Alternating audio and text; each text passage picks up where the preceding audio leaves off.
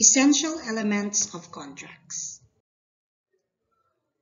So what are the essential elements or requisites of contract? So those are enumerated under Article 1318.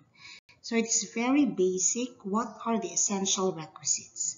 So Article 1318 mentions of the following.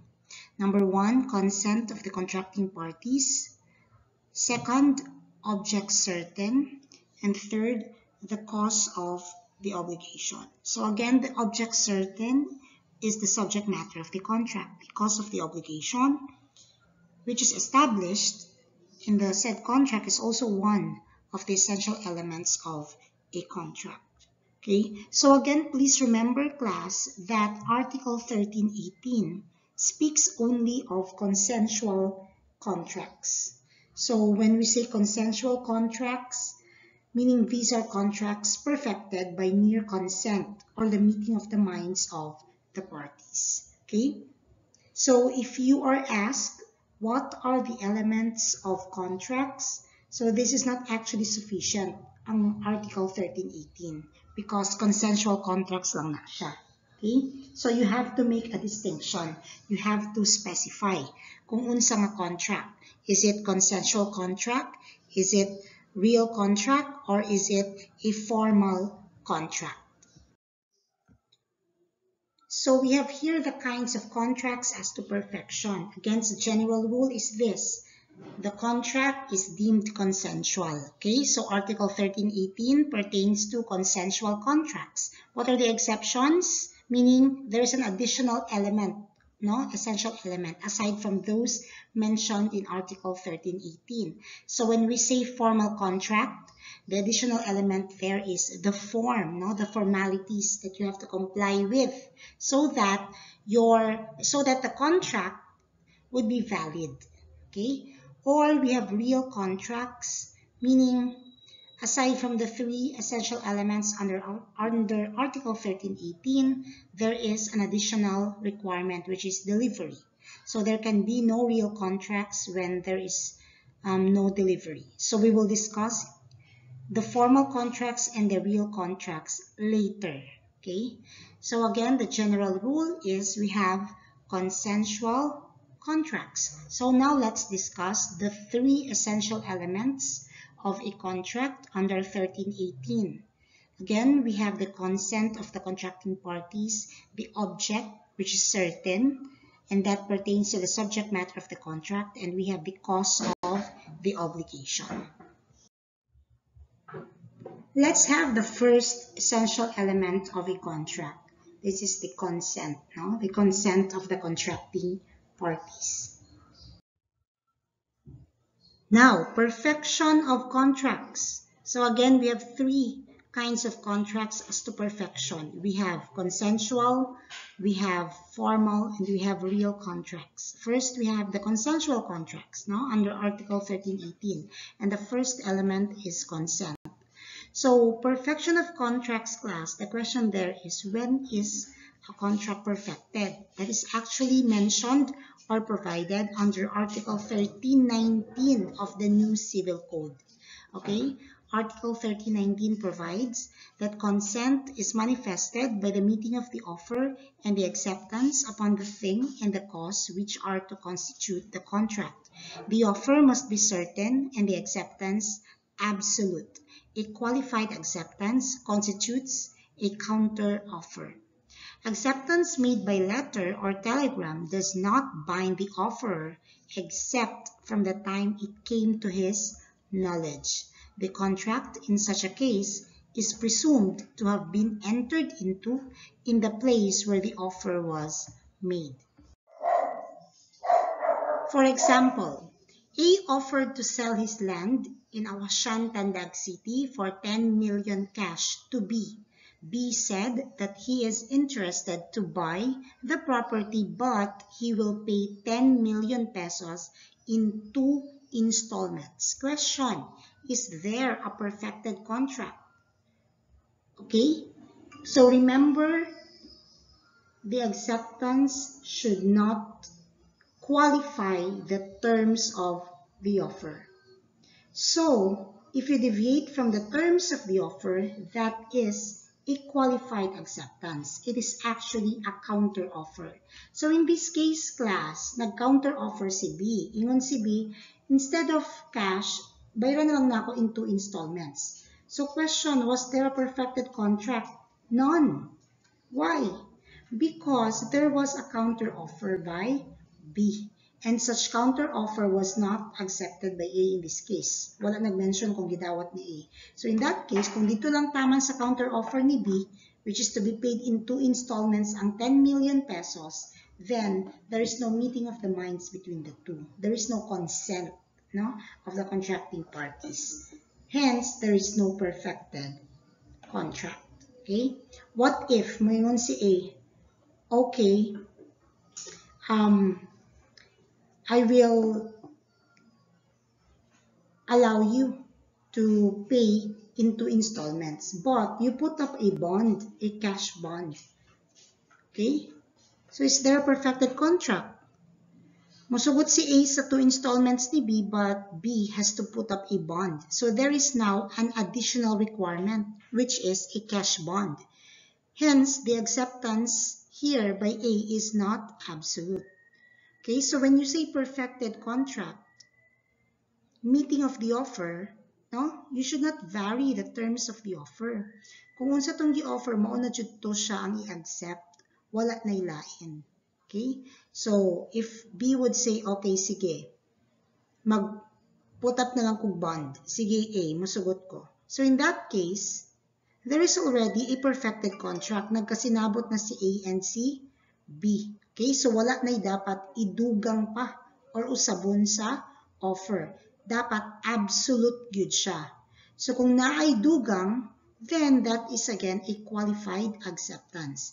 And in the end, that is a counter offer. Okay, and it must be accepted again by the other party to absolutely come to an agreement para magkasinabot na jud sila. Okay, now the question, when will there be perfection of the contract? Mauna, kano sa abajud na meeting of the minds? Kano sa abajud makaingon ta nga there is already a perfection of the contract? Because in some cases, an offer can be made through a letter. And acceptance also made, let's say for example, through a letter. So when will there be a perfection of a contract? Like for example, A sent a letter to B offering his land at 10 million cash, okay? And B, on the other hand, immediately said, I will buy the land. And so B sent the letter January 15, 2016, okay? But the letter arrived February 1 na niabot, okay? Sa balay ni A. So when is the contract considered perfected? Is it from the time na B said in his mind that he will accept the offer of A? Or is it from the time when B accepted or when A accepted the letter of B? Or is it from the time when B or when the letter arrived in the mailbox of A? Or when it was actually received and read by A? Okay, so in that class, we actually have several theories on perfection. So under the law, we have 4 theories in perfection of contracts. So these are the 4 theories in the perfection of a contract. We have manifestation theory, expedition theory, reception theory, and cognition theory. Manifestation theory is when the offeree said, yes, I will accept, even if wala pa siya nakasend og letter, even if wala pa nahibalo si offeror about sa acceptance ni offeree, no? Then there is already a perfected contract. That is manifestation theory. So hunahuna pa lang ni offeree, nag-yes na siya. Then kung kano sa siya nag-yes sa iyang mind, that's the time na ang contract, okay, was being now perfected based on manifestation theory. How about expedition theory? Here in expedition theory, there is already perfection of contract once the offeree sends through mail or whatever his letter accepting the offer. Okay, so expedition, katong nagdagan na padulong sa offeror ang letter ni offeree. So kung kanus-an niya gi-email, kanus-an niya gi-register mail, kanus-an niya gi-pa-LBC ang letter, mao na siya ang time na ang contract is perfected based on expedition theory. How about reception theory? Once the letter of acceptance is already received by the offeror, regardless of whether or not it was read by him, basta nakaabot na kay offeror ang letter, nakaabot na dito sa iyang mailbox, then that is another theory, that is reception theory. Then kung kanus-an ni abot sa iyahang mailbox, kanus-an niya na-receive ang letter, bisag wala pa niya nabasa, no?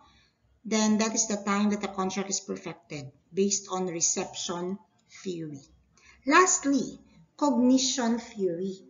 Here, there is perfection of the contract once the acceptance is made known to the offeror.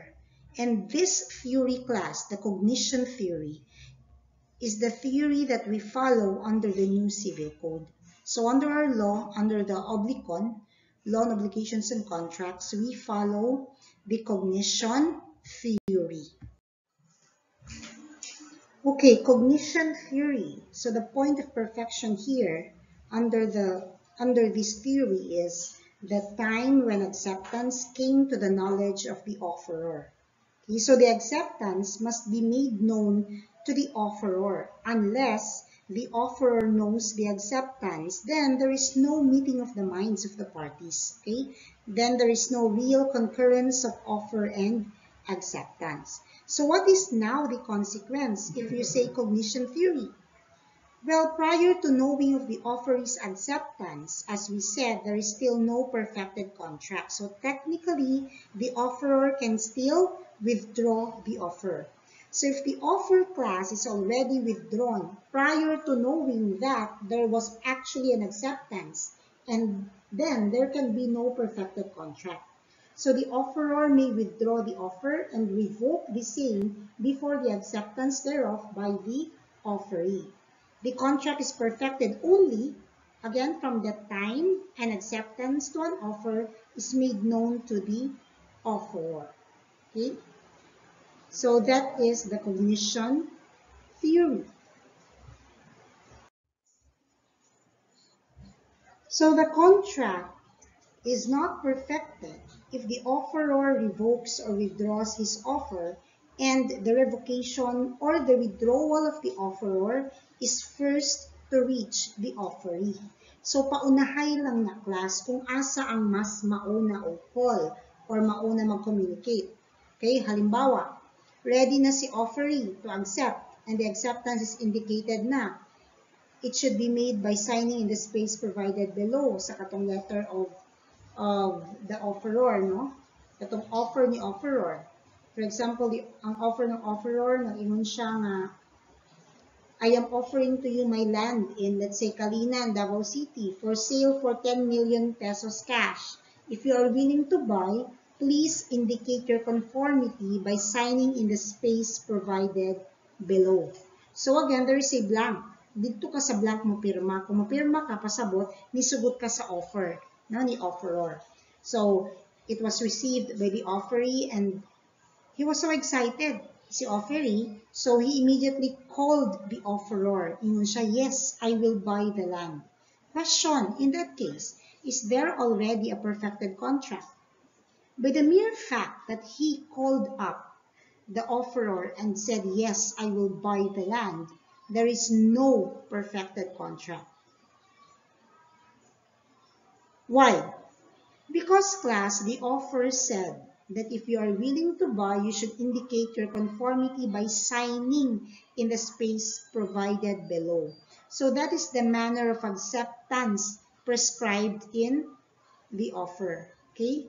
So an acceptance which is not made in the manner prescribed by the offeror,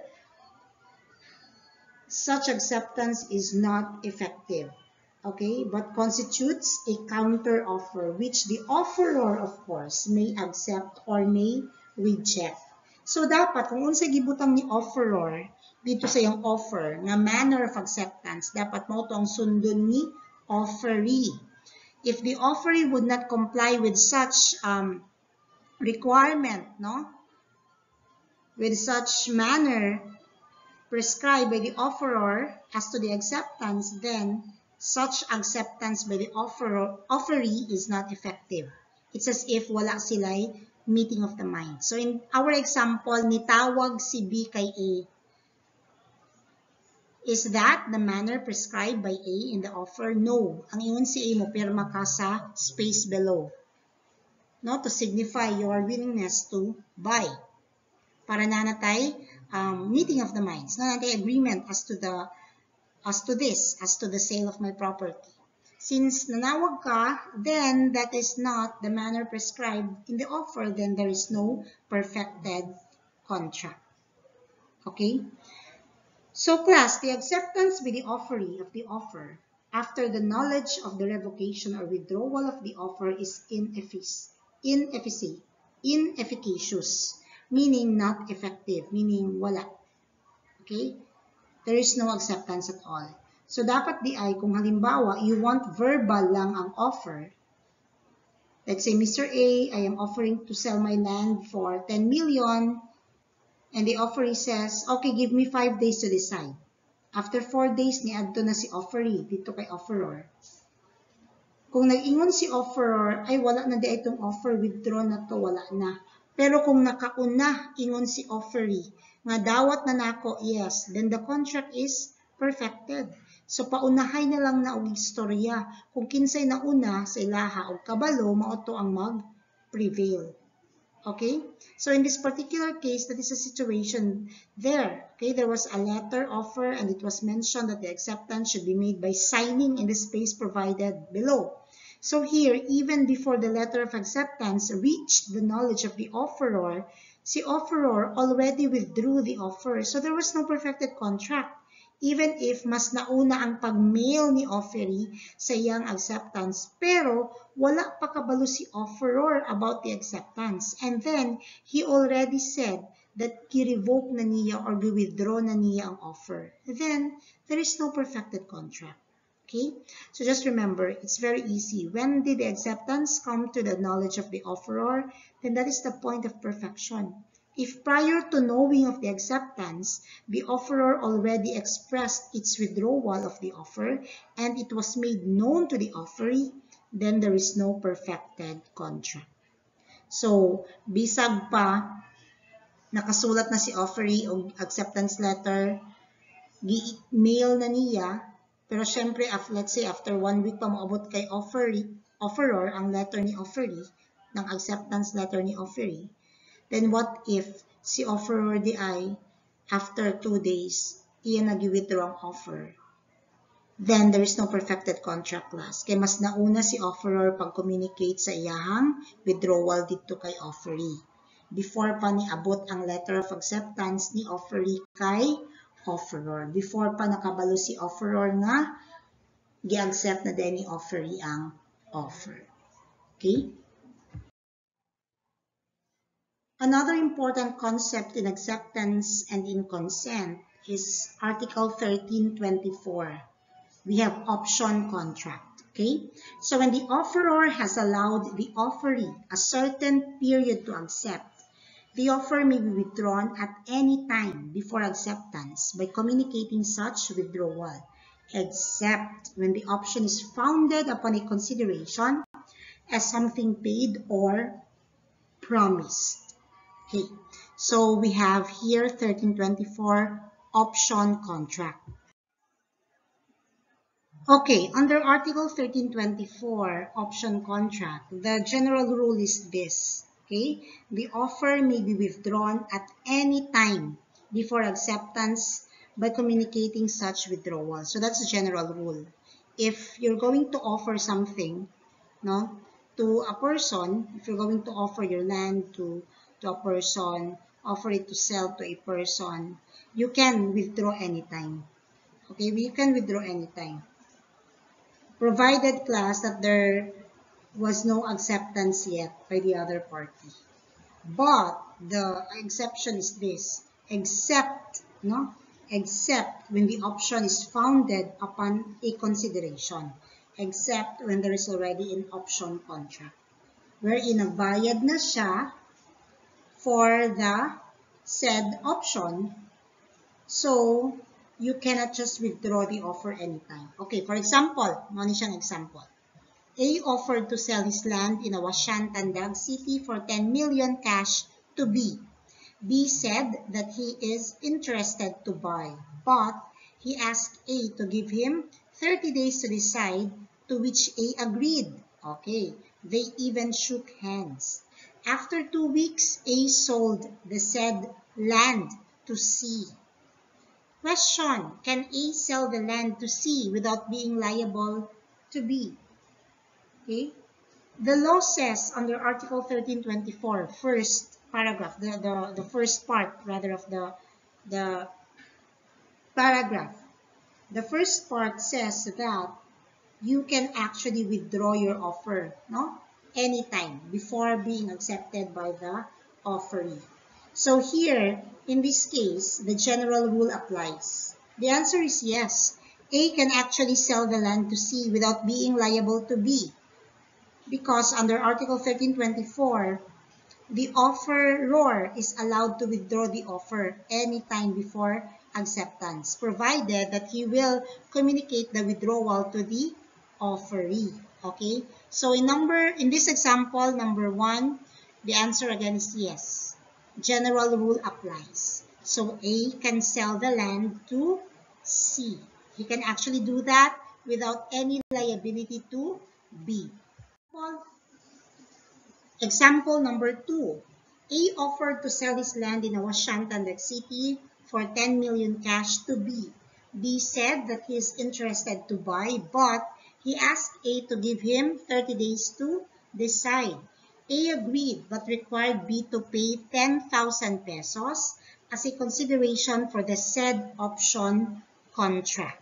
After 2 weeks, A sold the said land to C. Can A sell the land to C without being liable to B?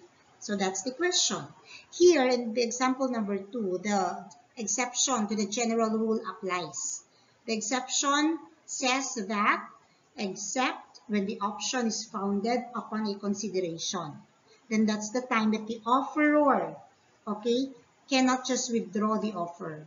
And if the offeror will withdraw the offer and will sell the said property, in this case the lot, to another person, to a third party, then he will be liable to the offeree, no, for damages, because the offeree has already paid a consideration for the option contract. In this case, B paid 10,000 for the option contract. Pasabot class, ingon si B, o sige, give me 30 days to decide. I will pay 10,000 pesos for that, for giving me 30 days to decide. Because in that 30 days manggod, exclusive lang jud sa ako nga mabaligya ang yuta, no? So you will wait for me. You will wait for my decision whether or not I will buy the property. So I will pay 10,000. Ingon pud si A, yes, you have to pay me 10,000. Why? Because in those 30 days, sayang, what if di ay mabaligya pa nako ang yuta sa another person nang mas dako-dako nga price, instead of 10 million, 15 million, no? And what if pod, kung dili pod ko mo require og 10,000 pesos sa imuha as consideration for the option contract, katong 30 days, okay? Mo nang option period, okay? 30 days for you to decide. What if after 30 days, dili day nimo paliton ang yuta? So sayang, nabaligyan naunta na ako sa uban. Okay, so mao na class ang reason, ang purpose ng option dira. So the option contract there, we have the option period, 30 days to decide. You have the option price, 10,000 pesos. Ang imong gibayaran dira class sa option contract, kanang 30 days, kanang option period, na dili siya mabaligya sa other person ni offeror. Okay? And once na ibaligya na siya ni offeror, liable si offeror kay offeree for damages. May breach of the contract na siya, of the option contract. So again, here we have the principal contract of sale. Lahi ang principal contract of sale here, no? kay naman tay si A, ibaligya niya ang yuta kay B. That's another agreement. Lahi po ning agreement that B will pay 10,000 to A as consideration for the option contract. What's the reason nga magbayad og 10,000 si B kay A? Para kanang 30 days nga allowance na mahatag kay B, exclusive na lang kay B. Dili ni A pwede ibaligya to another person ang yuta. So A will have to wait for B's decision. So kung 30 days, 30 days. Kung before 30 days, mo decide si B na, okay, I will buy the property, then okay. Okay, I will not buy the property, then that's fine. Basta kay nagbayad siya og 10,000 kay A for the option contract. The option to buy or not the property. Mo na siya ang purpose ng option price dira, ng option contract dira. Okay? So in this case, can A sell the land to C without being liable to B? No. Kaganiya sa first example, yes. General rule applies. But here, since we already have an option contract, there's already an option consideration, option price of 10,000 pesos, then the offeror cannot just sell the property to a third person before the expiration of the option period of 30 days. Okay? So the answer here is no. And if A, in this case, since A already sold the property to C, then A is liable to B for damages. Okay? So mauna siya. Ang example number 2. So again, an option contract is an option, no, which is a continuing offer or contract by which the owner stipulates with another that the latter shall have the right to buy the property at a fixed price within a certain time or in compliance with certain terms and conditions. Remember, si offeror kaganya si A, si offeree si B. So B is given a certain time within which to decide whether or not B will buy the property. He is given 30 days to decide. And with that 30 days, B paid an option price of 10,000 pesos to A. And any breach of such option contract, meaning breach, violation, so kung ibaligya ni A sa other person ang property other than B, then A will be liable for damages to B because of such breach of option contract. So again, class, the option here secures a privilege to buy. It doesn't mean na pag may option contract, the buyer or the offeree is required or obliged to buy the property. No, the buyer here, the offeree here is not required, is not obliged to buy the property. The buyer or the offeree here is only given the option whether or not to buy the property. So again, it is a sale of the right to purchase. The right to purchase. You are given the right, the option, kung mupalit ba ka o dili. Dili pasabot na kung naay option contract, mupalit shoot ka. No. You are given the time, you are given the privilege to decide whether or not you will buy the property. The second essential element of a contract is object. Article 1347 provides for the requisites of a valid object of a contract. So we have number 1, within the commerce of men, 2, transmissible, 3, not contrary to law, morals, good customs, public order, public policy, 4, not impossible, then 5, determinate as to its kind, or determinable without need of a new agreement. Article 1347 provides that the object, not to be valid, to be a valid object of a contract, it must not be outside the commerce of men. So what are considered outside of the commerce of men? Things like, we have the sacred things or common things, no, like the air, the sea. So if you're going to sell the air, that's void. That's a void object, not a valid object. Why? It is outside the commerce of men. If you're going to sell the sea, then that's outside the commerce of men. Okay? What else? The roads, the plaza, no, kanang mga rivers. So they pertain to public dominion. Bawal, public property outside of the commerce of men. Like public offices, kanang position nimo sa government, that is outside of the commerce of men. You cannot sell such public office.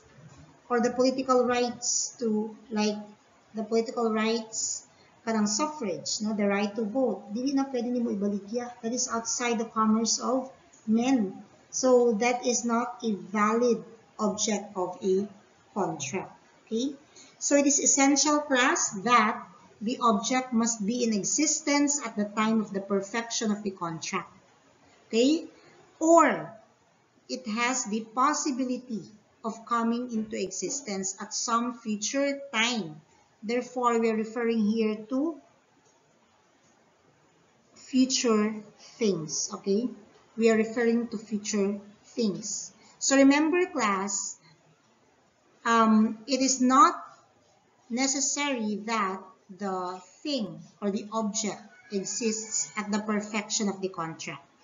As long as the thing or the object has the possibility or potentiality of coming into existence at some future time, such as future things, then that can be a valid object of a contract. Ano ba ng future things or future objects? For example, kanang palay, no? Kanang humay. So, kanang mais. You're going to plant mais, humay. Now, karon sa inyuhang perfection of the contract, by the time that you executed the contract, gitanong pa lang nimo ang humay, ang mais. So, wala pa siya. In the future pa lang siya ma-harvest. Again, at the time of the perfection of the contract, they are not yet in existence. No? But, at some future time, they can be. So, they have now the possibility of coming into existence. Kasi let's say, mga after few months, mag-harvest na mi. So, after a few months, pwede na siya ma-deliver katong object. So, in that case, class, katong mga humay, once harvested, they become now things which are already existing. Okay? So, katong time of the perfection of the contract, not yet in existence, but has the possibility of coming into existence. Kasi, after a few months pa siya pwede ma-harvest.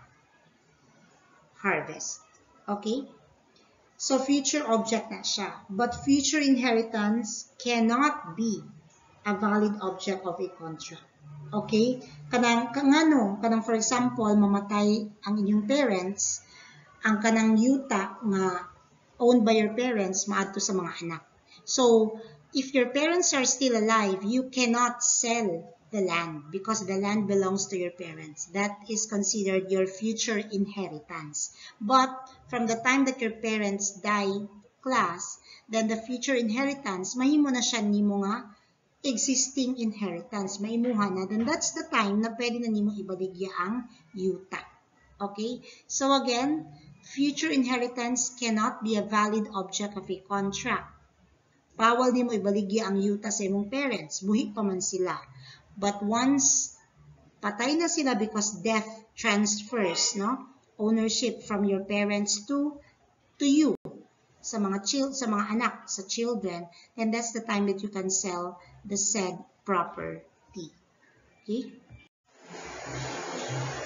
Article 1348 pertains to impossible things or services. So here the kinds of impossibility may be physical or legal. Now when we say physical, let's say when the thing or the service in the very nature of things cannot exist, just like a puppy that talks, a puppy that sings, no? Wala may irong nga magkanta, mustorya. So in that case, that's really physical impossibility. You cannot sell a dog that talks or a dog that sings. Okay? So the impossibility here may be absolute or relative. So when we say absolute, when the act cannot be done in any case so that nobody can perform it. Like in your textbook, to fly like a bird. Di man jud ka makalupad like a bird, kay we are not birds, di ba? We are humans. So that's a very impossible thing to do. Or relative, when it arises from the special circumstances of the case. Like for example, sa inyong textbook, when you're going to pay to a dead person, how can you pay to a dead person? Patay naman siya. No payment to a dead person is not valid. So that service, kung mauna ang object sa inyong contract, which is to do. And what is that? To give payment to a dead person, then that is not a valid object because the service there is impossible. You cannot pay a dead person. Okay? How about legal impossibility? Like legal, when you're going to sell shabu, no? That is against the law. That's contrary to law. Okay, it's forbidden by law. So if you're going to sell shabu, such object is a void object, not a valid object of a contract. Article 1349 pertains to determinate or determinable objects. Okay? The quantity of object class of a contract need not be determinate, okay, as to its kind. So the object here must be determinate as to its kind or at least determinable without the necessity of a new agreement between the parties. It is sufficient that it is possible to determine the same without the need of a new contract between the parties. Like for example, S sold to B all the dogs, no, in his house. So here, the object itself is determinate. Now why? Kasi you pertain to all the dogs of S. But here, remember that the quantity, although not yet determined, in this case, kung pila kabuok, kaningon ba all the dogs? Wata kabuok, pila ba na ka-dogs kabuok? Still class, that is a valid object of a contract. Why? It is determinate, but the quantity, though not yet determined, can be ascertained. May balaan man nimo without the necessity of entering into a new contract. May balaan nimo pila ka buok na dogs. How? Moadto ka dito ihapon nimo pila ka dogs. 6 di ay ka dogs. Okay? So again, the quantity of an object need not be determinate. Okay? As long as ang quality ng object determinate siya as to the kind of the object. Here, determinate siya because nakabutang diri all dogs of S to be sold to B. So, ang kinsa dogs kay S. So, very determinate. No? Determinate. And it's specific. Kay giklaro kang kinsa day mga iro kay S, mga iro. Ibaligya kay B. Okay?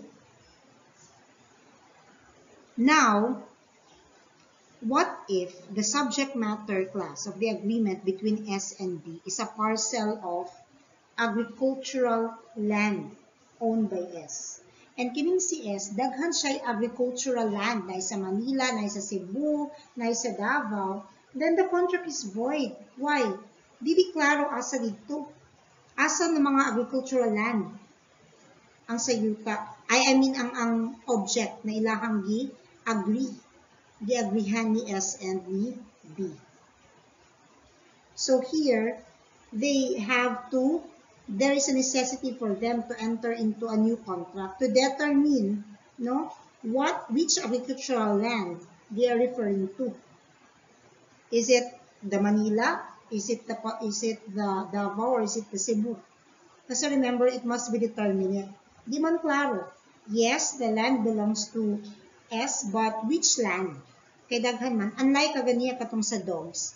Dogs ra jud niya. Wala mang dimension nga naa day siya dogs sa Davao, Cebu, or Manila. Ang giingon dogs in his house. Isa ra man pud ang iyang house. So very determinate. Okay? So again, 1349, the object of the contract must be determinate, or if not, at least it is determinable without the need of entering into a new contract between the parties. The third element of a contract is the cost of a contract. So what do we mean by cost or consideration? So it is the why of the contract. Okay, it is the immediate and the most proximate purpose of the contract. That's why it's the essential reason which impels the contracting parties to enter into the contract and which explains and justifies the creation of the obligation and the contract. Okay, so that is the meaning of cost or consideration. The very reason why the contracting parties enter into a contract. To distinguish cost from object, the difference is only a matter of viewpoint. Because class, what may be the subject matter for one party will be the cost or the consideration for the other party. Remember that the cost or consideration is the reason, the inducement, okay, by which the party or the contracting party enters into a contract. For example, Anna sold her parcel of land to Ben for 1 million. So what is the cost as far as Anne is concerned? And what is the cost as far as Ben is concerned? How about the object? How about the object as far as Anne is concerned and as far as Ben is concerned? So magmatter siya. Because again, consideration or cost is the reason, no? The impelling reason, the inducement. That's why the party enters into a contract. Okay, as to Anna, the object is the land. But as to Ben, the object is the 1 million pesos. As to Anna, the cost or the consideration is 1 million pesos. And as to Ben, the cost or the consideration is the land. So in other words, class, when you say object, that is the thing, no, being parted with. And when we say cost, that is the thing or the value you receive. Okay, as to Anna, Anna sold her parcel of land to Ben for 1 million. The object is the land, the thing being parted with. No? How about the cost? The reason why Anna entered into that agreement, into that contract of sale with Ben. It's because of the 1 million. That's the reason why. How about Ben? The object as to Ben is 1 million pesos. But the cost, the reason why Ben entered into the contract of sale with Anna is the land. Ang rason nga nung mo nipalit si Ben, nga nung mubayad si Ben og 1 million, tungod sa lupa. Kay gusto ni Ben ang lupa. So that's the difference between the cost and the object. It's only a matter of viewpoint, okay? It's only a matter of viewpoint. It depends kung ang kinsa ka na perspective, kay buyer ba or kay seller. How about motive? Kasi class, cost is different from motive. Okay? And the motive class, bisag illegal pa ng motibo niya, it doesn't matter. It will not affect the validity of the cost and the validity of the contract itself. Okay, going back to our example.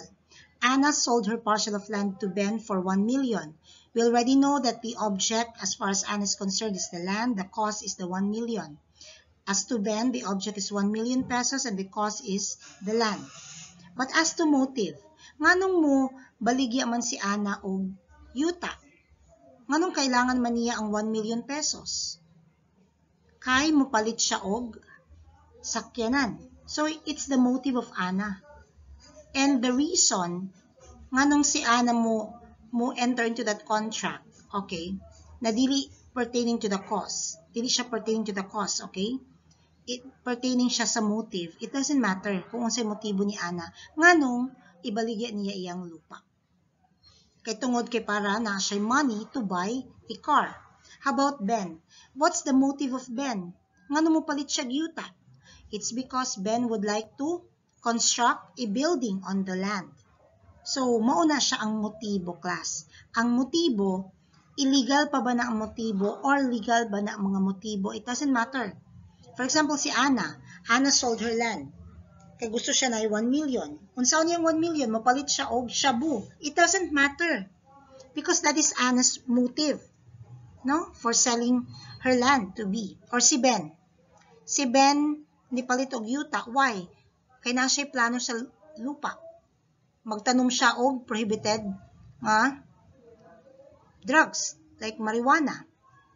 So, katong ang motibo ni Ben, it doesn't matter. It will not affect the validity of the contract of sale between Ana and Ben. Okay? Kasi motive class, it goes beyond, no? Beyond the cause. And the motive, dili kailangan mabalaan sa pikas sa other party ang motibo nimo. Because ang object and cause, it should be known to the other contracting party. And the object and cause, magmatter. Ang validity ng object and cause would affect the validity of the contract itself. Pero sa motibo, sa motive, regardless of the motive, whether the motive is illegal or legal, it will not affect the validity of the contract, the validity of the object, and the cause. Okay? So that's the difference between cause and motive. Classification of contracts according to cause. So we have 3 classifications: onerous, remuneratory, and gratuitous. When we say onerous, the cause of which for each contracting party is the prestation or promise of a thing or service by another. So in other words, in this contract, the parties are reciprocally obligated to each other. So for example, onerous katong kaganiha. Ana sold her parcel of land to B for 1 million. It is onerous. Okay, why? Ang object dito, ang land. And ang cost, as to Ana, we are talking about Ana, the seller. So, it's the 1 million pesos. Okay, onerous. Na ay kapalit. Reciprocally obligated ang parties involved. Why? Ana is to deliver the land to Ben, and Ben is to deliver the 1 million pesos to Ana. Reciprocal ang ilang obligations. Okay? Onerous. How about remuneratory? Remuneratory class, the cost of which is the service or the benefit which is remunerated. So, kaganiya sa onerous, it's the thing itself, no? The land to be delivered to Ben, and then magbayad si Ben ng 1 million. How about remuneratory? What's the cost there? It's the services being rendered. Okay, for example, X rendered services as the lawyer of Y. Okay? And Y is to pay 10,000 pesos to X for such services. So, ang cost dito is services. Okay? Services. How about gratuitous? Ang imong gibayaran dito ang services. How about gratuitous? Ang cost is the liberality of the benefactor or the giver or the donor. No? Like for example, donation, walay bayad, walay kapalit. You're going to donate a parcel of land. Let's say si A and si Ana ug si Ben. Ana donated her parcel of land to Ben. Period. Mao lang na siya. So the donation class, there is what we call liberality there. No? So the cost is the liberality of Ana in favor of Ben. Kay gihatag niya yung yuta kay Ben ng libre, walay kapalit. That is gratuitous. Article 1350 provides for the requisites of a valid cause. Okay? So number 1, it must exist at the time of the perfection of the contract. Number 2 is it must be true, meaning not false. Later we will discuss the second requisite. Okay? Next, it must be licit, meaning lawful. So those are the 3 requisites of a valid cause. Let's discuss each of the requisites. Okay, Article 1352 provides for a lawful cause. So again, one of the requisites of a valid cause, it must be lawful. Meaning, if it is illegal, it is unlawful, it is against the law, then the cause is not valid, it is void. And if the cause is void or not valid, then the contract itself is void also. So, when we say lawful cause, it must not be contrary to law. So for example, the cause as far as the other party is concerned, let's say, shabu, ang cause, no? Ang usa, the cause as far as the other party is concerned also is money. So kung magbaligya kag shabu, then the cause there is not lawful, okay? The reason why you enter into that contract is the shabu, because you want to buy shabu from A. Let's say ikaw si B. So A sold shabu to B for, let's say, 1 million pesos. Okay? So, as far as B is concerned, the value received by B or the thing received by B pertains to the shabu. Okay? So, kana ang cost as far as B is concerned. And if that is the cause, which is contrary to law, kay shabu man siya, then it's unlawful. So, the cause is void. So, again, for a cause to be valid, it must be lawful so that the contract also becomes valid. Article 1353 provides for a false cause. So the statement of a false cause in contracts shall render them void if it should not be proved that they were founded upon another cause which is true and lawful. So here, as a general rule, a false cause renders the contract void. Okay? So, a false cause means the cause is void, hence the contract also is void. For example, B promised to give C 50,000 pesos as payment for a Carabao. But such Carabao class, unknown to D, is already dead. Wa kabalo si D, patay na dahito nga Carabao. Tas iya to paliton kay C. So because of that, since the Carabao, okay, is not really in existence, sorry. Since the Carabao is not in existence, then such cause is deemed to be false. Hence, the contract is void. Okay? So, the promise of C to sell the Carabao to D, which Carabao is already dead but unknown to D, okay, is erroneous as it is based upon facts believed to be existing, but in truth and in fact, such Carabao is already dead, meaning inexistent ang Carabao. So in that case, the cause is false. Hence, the contract is void. Article 1354 pertains to presumption of a lawful cause. So although the cause is not stated in the contract, it is presumed that it exists and is lawful unless the debtor proves the contrary.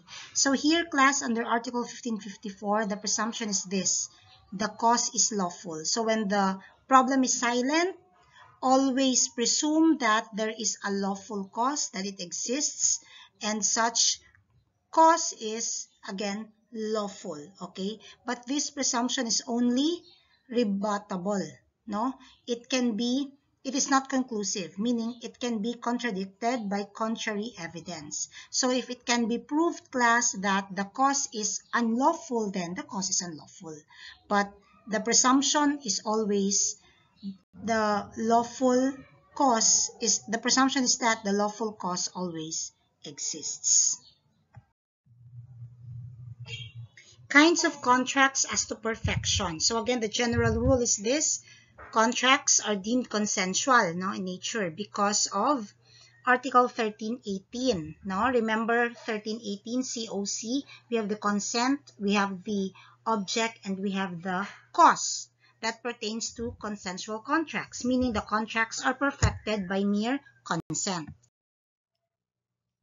The exceptions to the general rule that contracts are perfected by mere consent are these two contracts. We have real contracts and we have formal contracts. Real contracts are perfected by the delivery of the object or the subject matter. Okay? So aside from the COC under 1318, consent, object, and cause. Now, aside from those three essential elements, the additional requirement for real contracts to be perfected is the delivery of the thing due.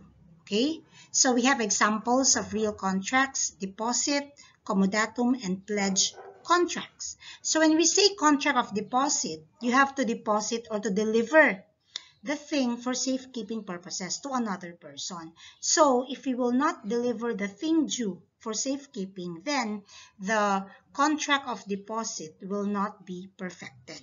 Okay? Comodatum. Comodatum class, that's a gratuitous contract wherein you will allow another person to borrow your thing, no, your property. Like, for example, a car. So a personal property, it's a car. You allow your friend, you let your friend borrow your car for a specific purpose. Like, for example, your friend will borrow your car because they will go to Davao City for a checkup, or to another city for a vacation, no? So for a specific purpose, your car will be borrowed by your friend. So that's comodatum. So you have to deliver the car to your friend with no, otherwise there will be no contract of comodatum to speak of. So it will not be perfected. So you have to deliver it. Pledge, prenda. You're going to pledge your ring to, let's say, to another person kasi you are indebted to that person. So this contract of pledge here is an accessory contract to a contract of loan. So you borrow money from your friend, and then as a collateral, you're going to pledge your ring, a diamond ring. So you have to deliver the ring to your friend. That's a contract of pledge. Iprinda to nimo, ihatag to nimo sa iyaha. Okay? As a collateral, as a security sa imong utang sa imong friend. So those are the examples of real contracts. So formal or solemn contracts class are perfected by complying with the formalities, no, prescribed by law, with the forms prescribed by law. So the formal contracts or the solemn contracts class have these three purposes. One, you have to follow the form prescribed by law for purposes of validity, no, validity of the contract. Second, it's not for validity but for enforceability only.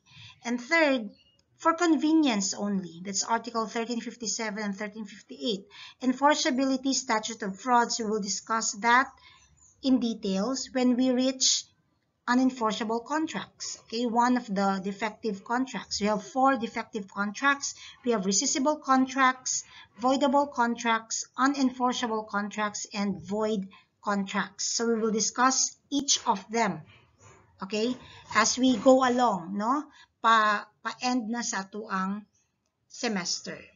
So validity, enforceability, and convenience. Okay, for validity, an example for that is donation. Now, if you're going to donate a real property class, regardless of the value of the real property. When you say real property, we have immovables, no? Like land. Okay, if you're going to donate a parcel of land to your friend, make sure that the donation must be in writing. Okay?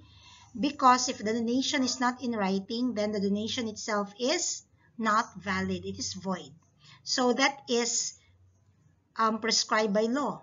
So you are required, that is mandated by law, for that donation to be valid, you have to put it into writing. Dapat na kasulatan, written contract of donation. Okay? That's one for validity. And also the acceptance should be in writing para ang acceptance valid. So ang donation valid. Pag dili put into writing, verbal lang ang donation, then the donation is void. It must be in writing. Okay? How about sale of a property? Let's say sale of land, sale of a parcel of land, sale of a real property. Class, Even if it's not reduced into writing, it is still valid. So an oral or a verbal contract of sale of land is valid. Okay? But an oral or verbal donation is void because donation under the law must be in writing. Okay? Enforceability, we will discuss more of that when we reach unenforceable contracts. How about convenience? So convenience is provided under Article 1357 and 1358. Article 1358, form is essential for convenience only, not for validity, not for enforceability, but for convenience only. So meaning class, 1, 2, 3, and 4, okay, these contracts must be in writing, must appear in a public document. When you say public document, it is notarized. Because if the document is not notarized, it is a private document. Once a private document is being notarized by notary public, it becomes now a public document. Okay. For example, sale of real property. So we discussed that an oral sale of real property is valid.